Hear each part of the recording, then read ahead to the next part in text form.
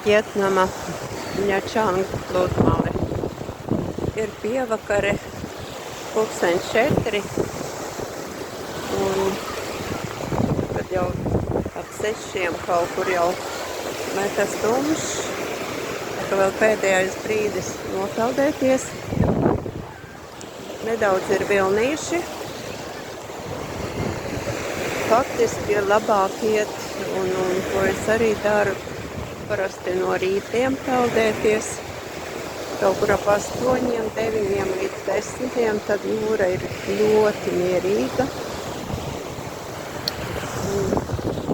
Var kārtīgi nopeldēties. Es parasti kādu puskilometru papeldos, pēc tam eju pastaigāt.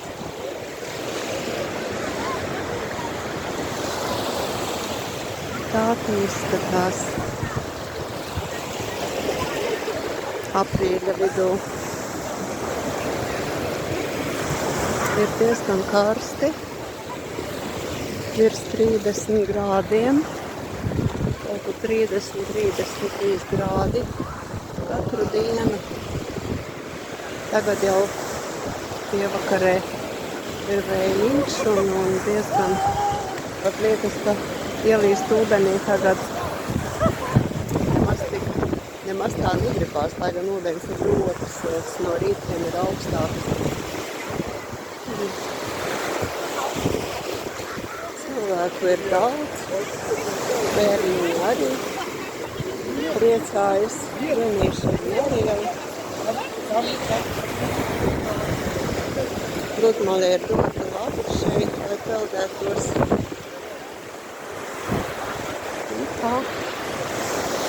Tāda tā Vietnamas dzīve.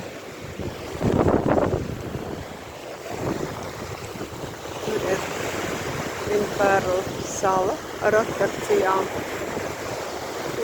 Ņačanga ir vairāk tāda krievalodīgo, par 90% krievalodīgo turistu apmešanās vieta.